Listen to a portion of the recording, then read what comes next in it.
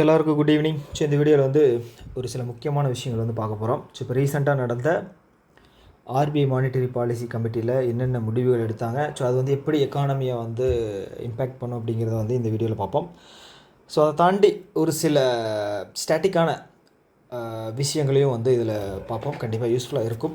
1.5 இல்லைன்னா 2 வச்சு கேளுங்க. கண்டிப்பாக அவங்களுக்கு வந்து யூஸ்ஃபுல்லாக இருக்கும்.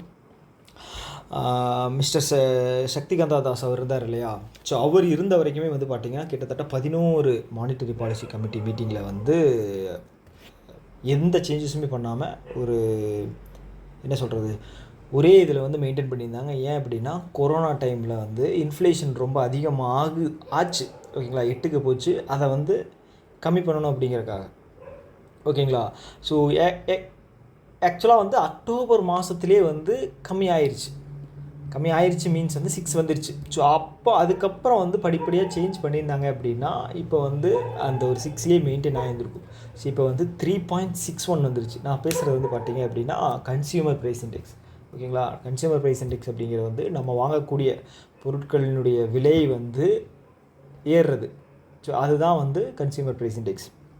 அதை தான் வந்து முக்கியமாக குறைக்கணும். அதுதான் வந்து ஆர்பிஐனோட மானிட்டரி கமிட்டியினுடைய ஒரு முக்கியமான வேலையும் கூட. அதே டைம் வந்து மணியை வந்து ஸ்டேபிளாகவும் மெயின்டைன் பண்ணணும். எக்கானமியோட க்ரோத்தையும் வந்து அச்சீவ் பண்ணுறதுக்கான முயற்சியும் எடுக்கணும். அதுதான். பிப்ரவரி மாதம் நடந்த ஃபஸ்ட்டு மீட்டிங் யாருன்னு பார்த்தீங்க அப்படின்னா சஞ்சய் மல்ஹோத்ரா. அவர் பதவி ஏற்றுக்கிட்டு ஃபஸ்ட்டு மீட்டிங்லேயே வந்து ரேட் கட் பண்ணார். 6.5லிருந்து 6.25க்கு 0.25% வந்து கம்மி பண்ணார். இதுக்கு முன்னாடி நான் ஒரு சில விஷயங்கள் சொல்லிடுறேன். என்ன அப்படின்னா, ஒரு இடத்துல பணம் இருக்குது அப்படின்னா தான் வந்து அந்த இடத்துல வந்து பிஸ்னஸ் வந்து ஓரளவுக்கு நல்லா நடக்கும். ஓகேங்களா. அதனால தான் வந்து உடனே வாங்கி வந்து இந்தியா வந்து செலவு பண்ணுது. ஓகேங்களா. அதே மாதிரி தான் வந்து ஃபிஸ்கல் பாலிசி அப்படின்னா வந்து பட்ஜெட். அதில் வந்து பார்த்தீங்க அப்படின்னா ஃபிஸ்கல் டெஃபிசிட்னு ஒன்று இருக்கும்.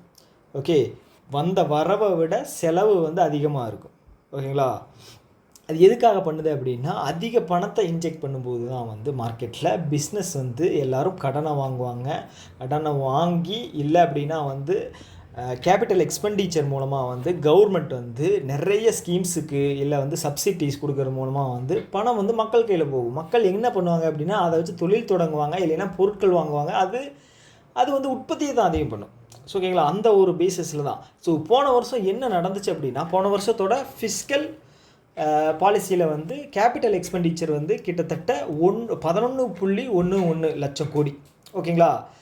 இது ஒரு பக்கம் இருக்கும்போது இந்த முழு அமௌண்ட்டையுமே வந்து கவர்மெண்ட் வந்து செலவு பண்ணிருந்துச்சு அப்படின்னா அது எக்கானமியில் வந்து அது செலவு பண்ணி அது வந்து நம்மளோட உற்பத்தியை வந்து அதிகம் பண்ணியிருக்கும். இப்போ எங்கே பிரச்சனையாச்சு அப்படின்னா ஃபஸ்ட்டு குவார்ட்டரில், அதாவது வந்து ஃபினான்ஷியல் இயர் நான் சொல்கிறேன். ஓகே, ஏப்ரல்லிருந்து அடுத்த 3 மாதம், ஏப்ரல், மே, ஜூன். இந்த 3 மாதத்தில் வந்து எலெக்ஷன் நடந்தது இல்லையா. அப்போ வந்து பார்த்தீங்க அப்படின்னா எந்த ஸ்கீமுமே அனௌன்ஸ் பண்ணக்கூடாது. ஓகே, ஆளுங்கட்சி. அதுதான் ரூல். அதனால் வந்து பார்த்துட்டிங்க அப்படின்னா பணத்தை வந்து மார்க்கெட்டில் போட முடியலை. ஓகேங்களா. ஸ்கீம்ஸ் மூலமாக தானே கவர்மெண்ட் வந்து மார்க்கெட்டில் வந்து பணத்தை விடும். ஓகேங்களா. பண்ண முடியல. அப்போ வந்து ஷார்ட்டேஜ் ஆயிடுச்சு. அதுக்கப்புறம் வந்து பார்த்தீங்க அப்படின்னா அந்த நெகட்டிவ் இம்பேக்ட்னால வந்து பார்த்திங்கன்னா ப்ரைவேட் இன்வெஸ்ட்மெண்ட் அப்படிங்கிறது வந்து குறைஞ்சிது. ஒரு இடத்துல பிஸ்னஸ் இருந்துச்சு அப்படின்னா தான் வெளியில் வந்து இன்வெஸ்ட் பண்ண வருவாங்க. ஓகேங்களா. தொழில் தொடங்குறதுக்காக வந்து இந்தாங்கப்பா பணம், நீங்கள் வந்து பிஸ்னஸ் பண்ணுங்கள், நல்லா போயிட்டு இருக்கு பிஸ்னஸ்ஸு, இதை வச்சு எக்ஸ்ட்ரா பண்ணுங்கள் அப்படிம்பாங்க. அங்கே தான் பிஸ்னஸே நடக்கலையே, எதுவுமே பண்ணலையே. பணம் அப்படிங்கிற ஒரு விஷயமே பண்ணலையே. இது வந்து ஃபிஸ்கல் பாலிசி சொல்கிறேன். அடுத்த மானிட்டரி பாலிசியில் வர்றேன். ஓகேங்களா. அடுத்த செகண்ட் குவார்ட்டரில் வந்து பார்த்தீங்க அப்படின்னா இதாகிடுச்சு. எது நமக்கு சொன்ன மாதிரி வந்து பிஸ்னஸில் ப்ரைவேட் இன்வெஸ்ட்மெண்ட் வந்து எதுவுமே வரல. அட் த சேம் டைம் பார்த்தீங்கன்னா எல்லா இடத்துலையுமே நீங்கள் ஃப்ளட்டு வந்தது வந்து எக்ஸசிவான மழை பெஞ்சுது, அன்னியவனாக வந்து அப்போ வந்து பார்த்தீங்க அப்படின்னா ப்ரொடக்ஷன் அப்படிங்கிறது அடிவாகும். ஓகேங்களா. ஏன்னா வந்து ஒரு நேச்சுரல் கெலாமிட்டி நடக்குது அப்படின்னா அந்த இடத்துல வந்து ஒர்க் ஃப்ளோ அப்படிங்கிறது கம்மியாகும். ஓகே, இப்போ நம்மளே எடுத்துக்கோங்க. சென்னை வந்து ஒரு இண்டஸ்ட்ரியல் ஹப்னு வச்சுங்களேன். தமிழ்நாட்டில் கண்டினியூஸாக வெளில வந்துகிட்டே இருக்குது அப்படின்னா அந்த இடத்துல உற்பத்தி ஒரு கம்பெனி எடுத்துக்கங்க, எவ்வளோ கம்பெனி இருக்கும். அங்கே வந்து லீவ் விடுவாங்க, கரெக்டான ஒர்க் நடக்காது, இல்லை ஒர்க்கோட அந்த எஃபிஷியன்சி கம்மியாகும். அப்போ வந்து ப்ரொடக்ஷன் கம்மியாகும். இது மூலமாக அவங்க வந்து செகண்ட் குவார்ட்டரில் அடி விழுந்தது. ஸோ தேர்டு குவார்ட்டரில் தான் வந்து உங்களுக்கு கொஞ்சம் க்ரோத் வந்து அதிகமாக இருக்கும். அந்த தேர்டு குவார்ட்டரோட எண்டிங்கில் தான் வந்து ரிசர்வ் பேங்க் ஆஃப் இந்தியா என்ன பண்ணாங்க அப்படின்னா, மார்க்கெட்டில் சுத்தமாக பணமே இல்லை, அப்போ வந்து நம்ம என்ன பண்ணணும் அப்படின்னா சிஆர்ஆர் மூலமாகவும் வேரியபிள் ரெப்போ ரேட் மூலமாகவும் வந்து பணத்தை வந்து ரிலீஸ் பண்ணாங்க. ஓகேங்களா? இப்படி ஸோ இது வந்து பார்த்துட்டிங்க அப்படின்னா எப்படி நெகட்டிவாக இம்பேக்ட் ஆச்சு அப்படின்னா, so Reserve Bank of India வந்து அக்டோபர் மாதத்துலேயே வந்து இந்த ரேட் கட் பண்ணியிருக்கு. ஏன் சொல்கிறேன் அப்படின்னு கேளுங்களேன். அவங்களுக்கு தெரியும், ஓகேங்களா, இந்த போன வருஷம் வந்து எலெக்ஷன் நடக்க போகுது, கவர்மெண்ட் சைட்லேருந்து எந்த ஸ்பெண்டிங்கும் போகாது அப்படின்னு. ஸோ அப்போ நம்ம என்ன பண்ணணும், அதாவது ஆர்சிபிங்கிற பார்த்தீங்களா, ஆர்பிஐ என்ன பண்ணணும் அப்படின்னா, நம்ம சைடில் இருந்து மக்கள் கடன் வாங்குற மாதிரி சுச்சுவேஷனை க்ரியேட் பண்ணணும். எப்போ கடன் வாங்குவாங்க அப்படின்னா வட்டி கம்மியாக இருந்தால் தான். நம்ம தான் ரெப்போ ரேட்டே கம்மியே பண்ணலையே. ரெப்போ ரேட் கம்மி பண்ணால் தான் பேங்க் கடன் வாங்குவோம், பேங்க் கடன் வாங்கினா தான் வந்து மக்கள் வந்து கடன் வாங்குவாங்க. மக்கள் அப்படிங்கிறது வந்து பிஸ்னஸ் பீப்புளும் தான் கடன் வாங்குவாங்க. ஸோ அப்படி பண்ணும்போது ரெண்டு சைட்லேயுமே வந்து டைட்டாக வச்சதுனால வந்து ஜிடிபி க்ரோத்து அடி வாங்கிடுச்சு, பயங்கரமாக அடி வாங்கிடுச்சு. ஓகேங்களா? ஆனால் இதில் ஒரு நல்ல விஷயம் என்ன அப்படின்னா, இன்ஃப்ளேஷனை கண்ட்ரோல் பண்ணாங்க. ஓகேங்களா? பணத்தை வந்து மக்கள் கையில் இல்லை அப்படிங்கும்போது இன்ஃப்ளேஷன் குறையும். அது வேணால் நடந்துச்சே தவிர பிஸ்னஸ் வந்து படுத்துருச்சு. ஓகே, ஸோ அதனால தான் வந்து அந்த டிசம்பரில் இருந்து அவசரமாக வந்து சொல்லுவாங்களே கூரைக்கு மேலே வெள்ளம் போன கதையா, ஸோ அவசரமாக இது பண்ணாங்க. அதனால தான் வந்து இப்போது ரீசெண்டாக நடந்த 2 மானிட்டரி மீட்டிங்லேயுமே வந்து ரேட் கட் அப்படிங்கிறது பண்ணியிருக்காங்க கண்டினியூஸாக. ஸோ இப்போ நடந்த மீட்டிங்லேயும் வந்து 0.25% வந்து கம்மி பண்ணியிருக்காங்க. எவ்வளோ பண்ணியிருக்காங்கன்னா ஓவராலாக வந்து 6% வந்து குறைச்சிருக்காங்க. ஓகேங்களா? ஸோ 6% குறைச்சிருக்காங்க. சரி, இது மூலமாக வந்து பேங்க் வந்து எக்ஸ்ட்ராவாக வந்து அவங்க பணம் வந்து ஆர்பிஐ கிட்டேருந்து வாங்குவாங்க. அந்த பணத்தை வந்து மக்கள் கையில் கொடுப்பாங்க. ஸோ குறைஞ்ச வட்டி தான், கொஞ்சம் ஸ்லைட்டாக கொஞ்சம் கம்மியாகும்னு வைங்களேன். ஸோ அது ஓகே. இப்போ வந்து என்ன பண்ணியிருக்காங்க அப்படின்னா, இதை தாண்டியும் வந்து ஜிடிபி ப்ரொஜெக்ஷன் அப்படிங்கிறது வந்து கம்மி ப்ரிடிக்ஷன், அதாவது ஆர்பிஐயோட ப்ரொஜெக்ஷன் வந்து 6.7 இருந்தது 6.5 வந்து கம்மியாகிருக்கு. நான் சொன்னேன் இல்லையா, பணம் உள்ள பிஸ்னஸில் இருந்தால் தானே உங்களுக்கு க்ரோத் இருக்கும், அது கம்மியாகிருக்கு. ஓகேங்களா? ஸோ அதே மாதிரி என்ன சொல்லியிருக்காங்க அப்படின்னா, அவங்களோட ஸ்டாண்ட்ஸும் வந்து இது பண்ணியிருக்காங்க. ஸோ ஸ்டாண்ட்ஸ்னால் என்ன அப்படின்னா, இதுக்கு முன்னாடி வரைக்கும் வந்து நியூட்ரல் வச்சுருந்தாங்க. நாங்கள் வந்து மாற்ற போகிறதும் இல்லை, எந்த ஒரு சேஞ்சஸும் பண்ண போகிறது இல்லை, அது இப்படியே தான் போக போகுது அப்படிங்கிற மாதிரி ஒரு இதை வந்து வச்சுருந்தாங்க. ஸோ இப்போ வந்து அதை வந்து எப்படி மாற்றிருக்காங்க அப்படின்னா, ஒரே நிமிஷம் இல்லைங்க, அகாமடேட்டிவ் எடுத்து வச்சுருந்தேன், அகாமடேட்டிவ் ஸ்டாண்ட்ஸில் வந்து மாற்றிருக்காங்க. ஸோ இதுக்கு மீனிங் என்னன்னு பார்த்து பார்த்துட்டிங்க அப்படின்னா, ஓகேங்களா, அகாமடேட்டிவ் ஸ்டாண்ட்ஸ் அப்படிங்கிறது என்ன அப்படின்னா, ஜிடிபி க்ரோத்தை அதிகம் பண்ணுறதுக்காக எடுக்கக்கூடிய ஒரு ஸ்டாண்ட்ஸ். ஓகேங்களா? ஸோ இதில் வந்து பார்த்திங்கன்னா ரேட் கட் அப்படிங்கிறது பண்ணுவாங்க. நியூட்ரலில் வந்து எதுவுமே பண்ண மாட்டாங்க, அப்படியே தான் இருக்கும். இதில் வந்து பார்த்துட்டிங்க அப்படின்னா ரேட் கட் பண்ணுவாங்க. ரேட் கட் பண்ணுறது மூலமாக வந்து பணத்தை வந்து மார்க்கெட்டில் அதிகமாக செலுத்தி பிஸ்னஸ் வந்து அதிகம் பண்ணுவாங்க. இது வந்து எப்போ அப்படி பண்ணுவாங்க அப்படின்னா, இன்ஃப்ளேஷன் ரொம்ப கம்மியாக இருக்கும்போது. ஓகேங்களா? இப்போ இன்ஃப்ளேஷன் வந்து போன மாதத்தோட இன்ஃப்ளேஷன் வந்து ரேட்டு பார்த்துட்டிங்க அப்படின்னா 360 இல்லை 3.61% இருக்குது. ஓகேங்களா? ஆர்பிஐயோட இதோட த்ரெஷோல்டு ரேட் என்னென்னு பார்த்தீங்க அப்படின்னா 4 ± 2. ஓகேங்களா? 2லேருந்து 6க்குள்ளே இருந்துச்சு அப்படின்னா அது நல்லது. ஓகேங்களா? ஸோ இப்போ வந்து இந்த 2லேருந்து 6க்குள்ளே ஏன் இருக்கணும் அப்படின்னா வச்சுக்கோங்களேன், ஒரு பொருளோட விலை வந்து வருஷம் ஏறுனா தான் வந்து பார்த்துட்டிங்க அப்படின்னா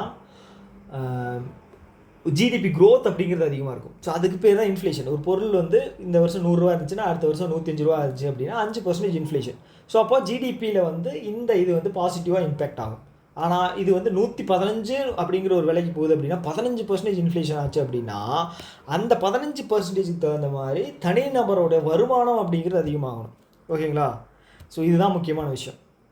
சப்போஸ் அப்படி இல்லாமல் இப்போ ஒரு சைடில் இருக்கக்கூடிய, ஓகேங்களா, இப்போ நீங்கள் வந்து ஆஃபீஸில் ஒரு கம்பெனியில் ஒர்க் பண்ணுறீங்க, உங்களுக்கு இயர்லி வந்து உங்களுக்கு இன்க்ரிமெண்ட் வரும். ஆனால் ஒரு பொருளை தயாரிக்கக்கூடியவங்களுடைய விலை வந்து அவங்க இன்க்ரீஸ் பண்ணலை அப்படின்னா, அவங்க இன்க்ரீஸ் பண்ணால் தான் அவங்களுக்கு வருமானம் அப்படிங்கிறது அதிகமாகும். ஸோ இந்த வருஷம் தக்காளி 20 ரூபா விற்கிது, அடுத்த வருஷம் 24 ரூபா விற்கிது அப்படின்னா அவங்களுக்கு 4 ரூபா அதிகமாக வரும். ஓகேங்களா? இப்போ உங்களுக்கு வந்து 15,000 ரூபா சம்பளம் வாங்குறீங்க. ஓகேங்களா. ஸோ இதில் வந்து ஒரு 5000 செலவு பண்ணிவிட்டு ஒரு 10,000 வந்து நீங்கள் சேவிங்ஸில் வச்சுருக்கீங்க. இந்த சேவிங்ஸை வச்சு தான் வந்து நீங்கள் வந்து சில செலவுகள் செய்வீங்க. ஆடம்பர செலவுன்னு வச்சுக்கலாம் சேர்த்து வச்சு ஒரு இடம் வாங்குறது அப்படிங்கிற மாதிரி. ஓகேங்களா. ஸோ இப்போ சப்போஸ் பொருட்களுடைய விலை எதுவுமே ஏறாமல், ஓகேங்களா, உங்களோட சம்பளம் இப்போ அதிகமாகுதுன்னு வச்சுக்கோங்களேன். இப்போ ஒரு 25,000 ஆகுதுன்னு வச்சுங்களேன்.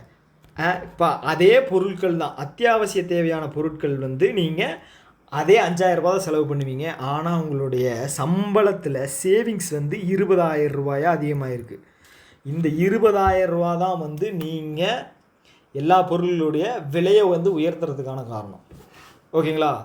லேண்டை வந்து விலையேற்றி விட்டுருவீங்க, நகையோட இதை வந்து விலையேற்றி விடுவீங்க. இப்போ வந்து என்ன சொல்கிறது, வாங்கவே முடியாத அளவுக்கு விலையேற்றுறதுக்கான காரணம் வந்து இதுதான். ஓகேங்களா. அதுதான் வந்து நிறைய பேர் கிரிட்டிசைஸ் பண்ணுவாங்க. எல்லாரும் வாங்கக்கூடிய பொருளை வந்து விலை வந்து குறைவாக இருக்கணும். அது என்ன மீனிங் அப்படின்னா, பெட்ரோல் அப்படிங்கிறது எல்லாருமே போடுவாங்க. ஓகேங்களா. கேஸ் அப்படிங்கிறது எல்லாருமே யூஸ் பண்ணுறாங்க. ரீசார்ஜ் அப்படிங்கிறது எல்லாருமே பண்ணுறாங்க. 1,00,000 ரூபா சம்பளம் வாங்குறவனுக்கும் இதே ப்ரைஸ் தான், 10,000 ரூபா சம்பளம் வாங்குறவனுக்கும் இதே ப்ரைஸ் தான். சப்போஸ் 1,00,000 ரூபா சம்பளம் வாங்குறவன் இந்த மூணுக்கும் செலவு பண்ணுறது வந்து பார்த்துட்டிங்கன்னா மாதம் 5,000 ரூபான்னு வச்சுக்கிங்களேன். 10,000 ரூபா சம்பாதிக்கிறவனும் 5,000 ரூபா தான் செலவு பண்ணுறான். ஓகேங்களா. மிச்சம் இவனோட சேவிங்ஸை நீங்கள் வந்து கால்குலேட் பண்ணிங்க அப்படின்னா அதோட டிஃப்ரென்ஸ் வந்து ரொம்ப ஹையாக இருக்குது. இந்த 1,00,000 வாங்குகிற அந்த சேவிங்ஸ் அமௌண்ட் இருக்கு இல்லையா, அதை வச்சு தான் எல்லா பொருளோட விலையுமே வந்து அதிகம் பண்ணுவான். ஓகேங்களா. ஒரு இடம் வாங்கக்கூடிய இடத்துல அவன் 4 இடம் வாங்கி போடுவான், 4 வீடு கட்டுவான். அந்த வீடு மூலமாகவும் அவன் வருமானத்தை அதிகம் பண்ணுவான். பணக்காரனாகவே ஆகிறதுக்கு காரணம் இந்த மெத்தடு தான். ஓகேங்களா. அப்போது பொருட்களினுடைய விலையும் ஏறணும், சம்பளமும் ஏறணும், அதோடு சேர்த்து ஜிடிபியும் ஏறணும். ஓகேங்களா. அதுதான் உண்மையான க்ரோத், ஒரு நாட்டோட க்ரோத். ஓகேங்களா. அந்த பொருட்களுடைய விலை வந்து பார்த்துட்டிங்க அப்படின்னா 4, அதாவது +4 ± 2, 2லேருந்து 6 வரைக்கும் ஏறணும். ஓகேங்களா. ஸோ இப்போ நான் சொல்ல வந்தது என்ன அப்படின்னா, அகாமடேட்டிவ் ஸ்டான்ஸ் அப்படிங்கிறது வந்து ரெப்போ ரேட்டை கம்மி பண்ணி மணி ஃப்ளோவை வந்து அதிகம் பண்ணுவாங்க, பிஸ்னஸ் வந்து அதிகமாகிறதுக்காக. ஓகேங்களா. அதே மாதிரி ஹாவ்கிஷ், ஓகேங்களா, ஹாவ்கிஷ் மானிட்டரி பாலிசி அப்படிங்கிறது என்ன அப்படின்னா இதோட ஜஸ்ட் ஆப்போசிட். ஓகேங்களா. ஹை இன்ஃப்ளேஷன் இருக்கும்போது இந்த ஸ்டான்ஸை வந்து எடுப்பாங்க. எதுக்காக அப்படின்னா பணத்தை வந்து கண்ட்ரோல் பண்ணுறதுக்காக, இன்ஃப்ளேஷனை குறைக்கிறதுக்காக. ஓகே. பண மதிப்பிழப்பு அப்படிங்கிற ஒரு விஷயம் வந்து வந்துடும் அதிகமாக.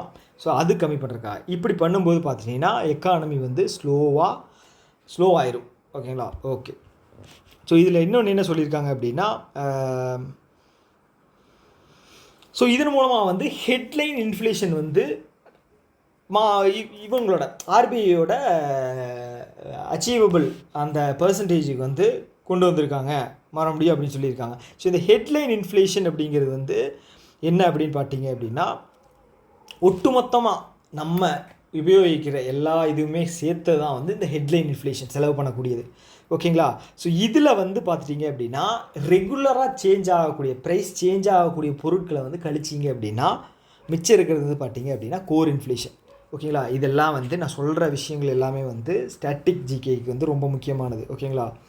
கோர் இன்ஃப்ளேஷன் அப்படின்னா என்ன அப்படின்னா, நம்ம ரெகுலராக செலவு பண்ணக்கூடிய பொருட்களில் வந்து அடிக்கடி விலை வந்து மாறக்கூடிய பொருட்களை தவிர்த்துட்டு இருக்கக்கூடிய பொருட்கள். ஹெட்லைன் இன்ஃப்ளேஷன் அப்படிங்கிறது என்ன அப்படின்னா எல்லாமே சேர்ந்தது. ஓகேங்களா. ஓகே. இதைத்தான் வந்து நம்ம ஆர்பிஐனுடைய கவர்னர் வந்து அவரோட இதில் வந்து சொல்லியிருக்காங்க. ஓகேங்களா. ஸோ இதனுடைய ரிசல்ட் வந்து பார்த்தீங்க அப்படின்னா அடுத்த ஒரு 2 மாதத்தில் தான் தெரியும். ஓகேங்களா. அதுக்கு தான் நான் சொன்னேன், ஆர்பிஐயும் கவர்மெண்ட்டும் வந்து ரொம்ப டைட்டாக வச்சதுனால ஜிடிபியில் வந்து அடி விழுந்துச்சு. ஓகேங்களா. ஸோ வேர்ல்டு பேங்க் சொன்னது என்ன அப்படின்னா, நம்ம டெவலப்டு நேஷனாக வரணும் அப்படின்னா சாலிடாக 7.8% வந்து கண்டினியூஸாக வந்துச்சு அப்படின்னா 2047 இந்தியா வந்து வல்லரசு ஆயிரும். ஓகேங்களா. அப்துல் கலாம் கனவு கண்ட மாதிரியே, அப்துல் கலாம் ஐயா கனவு கண்ட மாதிரி. ஓகேங்களா. ஸோ அப்படி வரல அப்படின்னா அந்த இயர் அப்படிங்கிறது வந்து அதிகமாகும். ஓகேங்களா. ஸோ இந்த வீடியோவில் நான் இதை தான் வந்து சொல்லணும் அப்படின்னு நான் இருந்தது.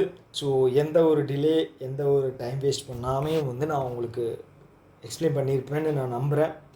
ஸோ அதே மாதிரி வந்து பார்த்துட்டிங்க அப்படின்னா இந்த விஷயத்தில் இன்னொன்று சொல்லியிருந்தாங்க. ஸோ இதை தாண்டி வந்து பார்த்துட்டிங்க அப்படின்னா மார்க்கெட்டில் க்ரோத் வர்றதுக்கு இன்னொரு முக்கியமான காரணம் என்ன அப்படின்னு பார்த்துட்டிங்க அப்படின்னா, மேலே ஒருத்தர் இருக்கான். அவன் யார்? அமெரிக்காக்காரன். ஸோ கண்ணா பின்னான்னு முடிவெடுத்து டேரிஃபை போடுறது, இன்றைக்கி ஒரு நியூஸு, நாளைக்கு ஒரு நியூஸு, நாளான்னைக்கு ஒரு நியூஸு, வித்தியாசமாக வந்துக்கிட்டு இருக்குது. ஓகேங்களா? ஸோ இது வந்து பார்த்துட்டிங்க அப்படின்னா கண்டிப்பாக நம்ம வந்து அமெரிக்கா கூட நம்மளுடைய எக்ஸ்போர்ட் அப்படிங்கிறது அதிகமாக யார் கூட இருக்குது அப்படின்னா அமெரிக்கா கூட தான் ஃபஸ்ட்டு. செகண்டு யுஏஇ, தேர்டு வந்து பார்த்திங்கன்னா நெதர்லாண்டு. ஸோ அவங்க வந்து உள்நாட்டு பொருட்களை, ஓகேங்களா, அந்த அமெரிக்காவில் இருக்கக்கூடிய கம்பெனிகள் தயாரிக்கக்கூடிய பொருட்களை வந்து என்கரேஜ் பண்ணணும் அப்படிங்கிறதுக்காக இந்த இம்போர்ட் டியூட்டிஸ் அப்படிங்கிறது அதிகம் பண்ணுறாங்க. ஓகேங்களா? ஆனால் அவர் சொல்கிறது என்ன அப்படின்னு பார்த்தீங்கன்னா ரெசிப்ரோக்கல் டேரிஃப் அப்படின்னு சொல்கிறாரு. நீங்கள் வந்து எங்களோட பொருட்களை வந்து நீங்கள் வந்து இம்போர்ட் பண்ணுறதுக்கு வந்து அதிகமாக சார்ஜ் பண்ணுறீங்க, அதே மாதிரி நாங்களும் பண்ணுறோம் அப்படின்னு. ஸோ இது ஏன் பண்ணுறாங்க அப்படின்னா உள்நாட்டில் தயாரிக்கக்கூடிய உள்நாட்டு கம்பெனிகள் பொருட்களை வந்து என்கரேஜ் பண்ணுறதுக்காக. ஃபார் எக்ஸாம்பிள், ஒரே ஒரு எக்ஸாம்பிளோடு நான் முடிச்சிட்றேன். இப்போ இந்தியா வந்து பார்த்திங்க அப்படின்னா ஒரு சில லக்ஸுரியான பொருட்களுக்கு வந்து இம்போர்ட் டியூட்டிஸ் அப்படிங்கிறது போடுவாங்க. இப்போ வந்து பார்த்திங்க அப்படின்னா லம்போர்கினி, பிஎம்டபிள்யூ காரெல்லாம் இருக்கும். இப்போ இன்னொரு உதாரணம் என்னென்னு பார்த்திங்க அப்படின்னா இப்போது ஹார்லே டேவிட்சன் இருக்குது. ஹார்லே டேவிட்சன் ஆகட்டும், ராயல் என்ஃபீல்டு ஒரே டைப் வண்டி தான், கரெக்டு தானே? ஆனால் ஹார்லே டேவிட்சனுக்கு 50% டேரிஃப் இம்போர்ட் டியூட்டிஸ் அப்படிங்க போட்டிருந்தாங்க. ஸோ இப்போ ரெண்டுமே வந்து பார்த்திங்க அப்படின்னா 2 லட்சம். ஓகேங்களா? பேஸ் ப்ரைஸ் வந்து ஹார்லே டேவிட்சன் ஆகட்டும், ராயல் என்ஃபீல்டு ஆகட்டும். ஸோ இது ரெண்டுமே வந்து பார்த்திங்கன்னா 2 லட்சம் தான் இருக்குது. அப்போ நம்ம ஆளுங்க வந்து ஒரு உளவியலாக ஒரு நோய் என்ன அப்படின்னா வெள்ளையாக இருக்கிறது தான் வந்து நல்லது, வெளிநாட்டு பொருள் தான் நல்லது அப்படிங்கிற மாதிரி ஒரு மைண்ட் செட் இருக்கு இல்லையா? அது உண்மை தானே. அவன் என்ன பண்ணுவான் அப்படின்னா ஹார்லே டேவிட்சன் தான் வாங்குவான். ஓகேங்களா? ராயல் என்ஃபீல்டு தவிர என் வண்டிலையும் அதே ஸ்பெசிஃபிகேஷன் தான் இருக்குது அப்படின்னு சொன்னாலும் அதெல்லாம் தெரியாது, நான் வந்து வெள்ளைக்காரன் துறையோட வண்டியை தான் வாங்குவேன் அப்படின்னு சொல்லி வாங்குவாங்க. ஸோ அதுக்கு தான் வந்து கவர்மெண்ட் என்ன பண்ணுச்சு அப்படின்னா 50% வந்து டேரிஃப் வந்து போட்டு 3 லட்சமாக இது பண்ணாங்க. ஸோ இப்போ வந்து ஆட்டோமேட்டிக்காக வந்து ராயல் என்ஃபீல்டு அப்படிங்கிறது வந்து அதிகமாகும். ஸோ இதை தான் வந்து ட்ரம்ப் வந்ததுன்னா வந்து சொன்னார். ஓகேங்களா? அதுக்கப்புறம் வந்து பார்த்திங்கன்னா 50% 40% வந்து அவங்க நம்ம கவர்மெண்ட் வந்து கம்மி பண்ணாங்க. ஸோ அப்படி இருந்தாலுமே வந்து பார்த்துட்டிங்க அப்படின்னா ஸோ அடுத்தது வந்து எலான் மஸ்க் வேறு க்ளோஸ் ஃப்ரெண்டாக போயிட்டார். யாருக்கு? ட்ரம்ப்புக்கு. டெஸ்லா கார் வச்சுருக்காரு, சோலார் இது வச்சுருக்காரு, அப்புறம் ஸ்பேஸ் எக்ஸு.